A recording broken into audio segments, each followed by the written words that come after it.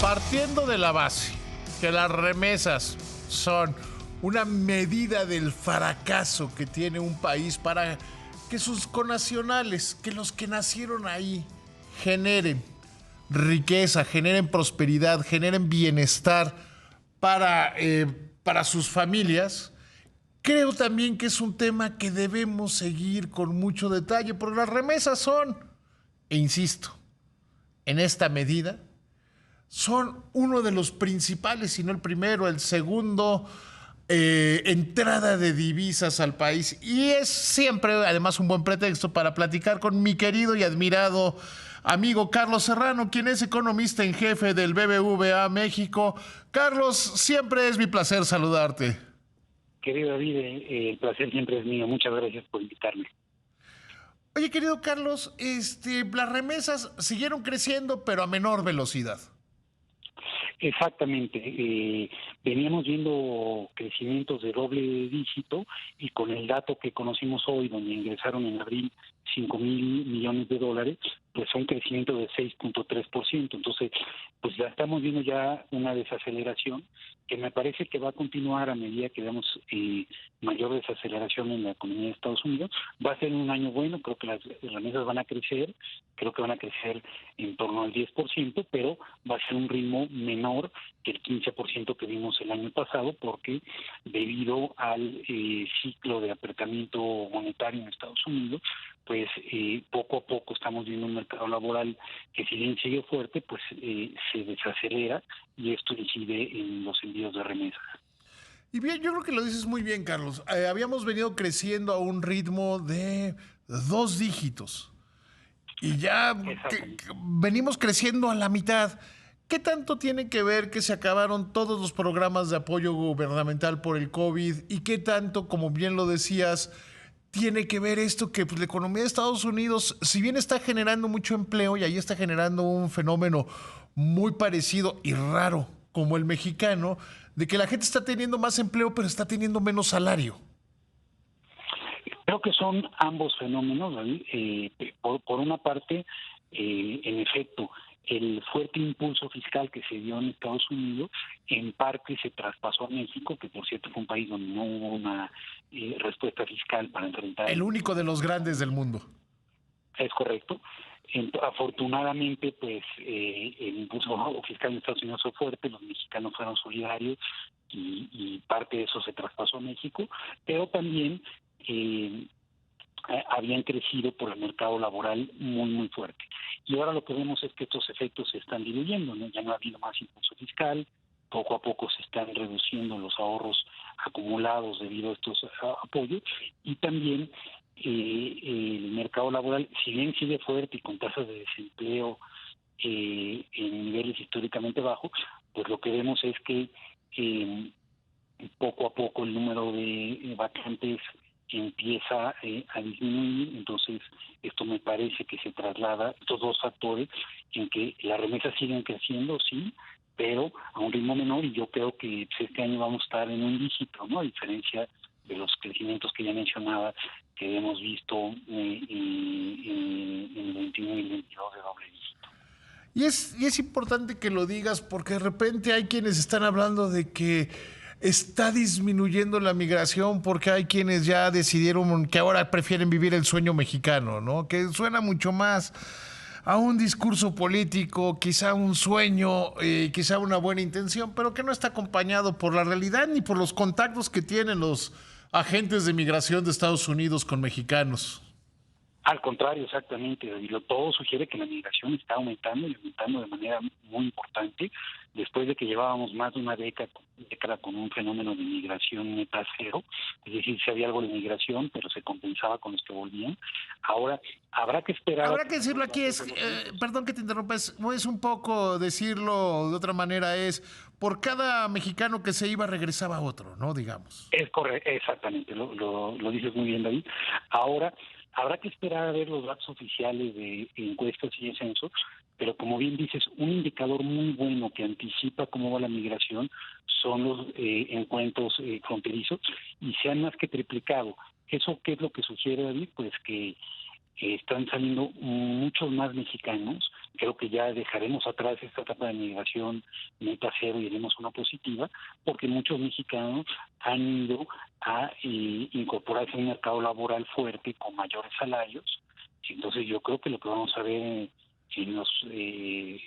cuando salgan los datos es que la migración, desde el momento en que se quitaron las restricciones por la pandemia en el 20, las más fuertes, ha venido aumentando a ritmos muy considerables. Sí, y esto explica. Ahora, ¿cómo entender esto que lo planteabas hace un momento, de que está aumentando el empleo en México, en Estados Unidos, pero que los niveles salariales pues no están alcanzando?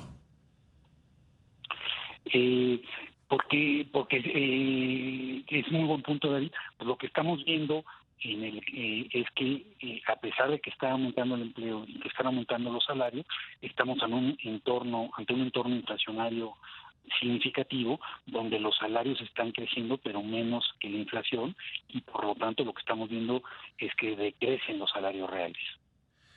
Y esto, desde luego que también, como ya mencionaba, pues influye en que estemos viendo un menor ritmo de envío de remesas desde Estados Unidos hacia México.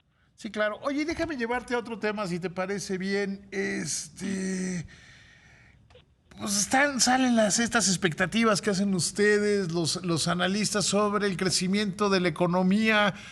Creo que hay una oleada de optimismo impulsada, entre otros, por el Banco de México, ¿no?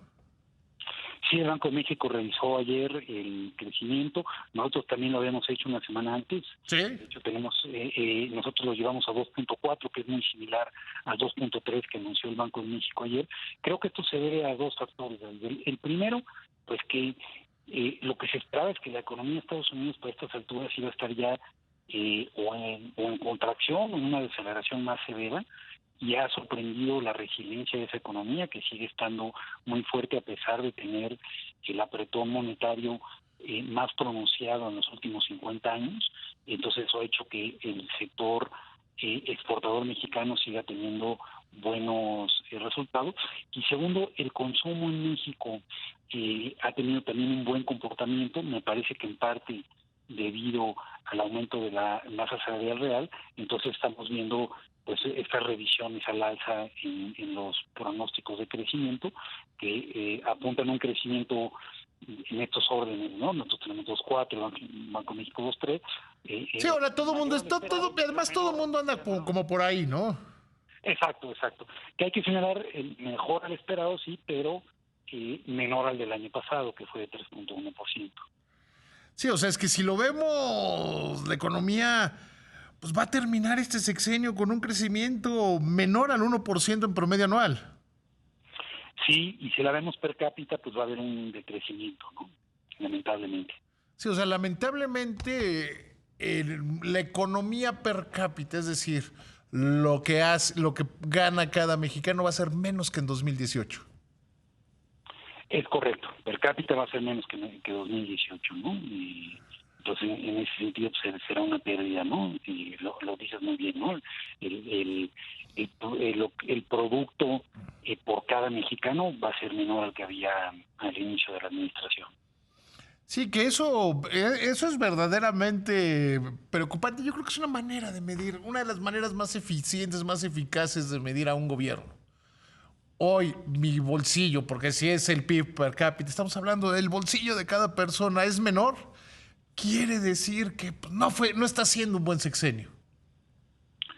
Sí, en términos del crecimiento de la economía, pues me parece que no. Parte se dio a la pandemia, pero también creo que parte obedece a que los niveles de inversión pues también son menores a los que había antes del inicio del sexenio.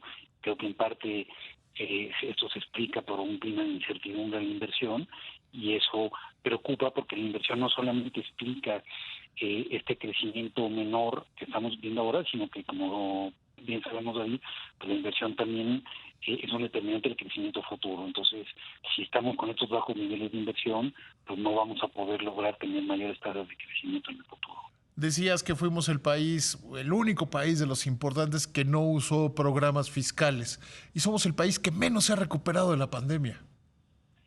Exactamente, si nos vemos con las economías grandes, e incluso con las economías grandes de Latinoamérica, pues tenemos una de las recuperaciones más lentas, y creo que en parte se debió a esta ausencia de impulsos fiscales. Es cierto, hay países que se les fue la mano y que ahora tienen problemas de austeridad de deuda, pero entre eso y no hacer nada creo que había una diferencia. Creo que México sí tenía el espacio fiscal para haber hecho algo y proteger a los más afectados por la pandemia, y en parte también creo que se debe a este entorno de baja inversión que han generado incertidumbre de algunas políticas públicas.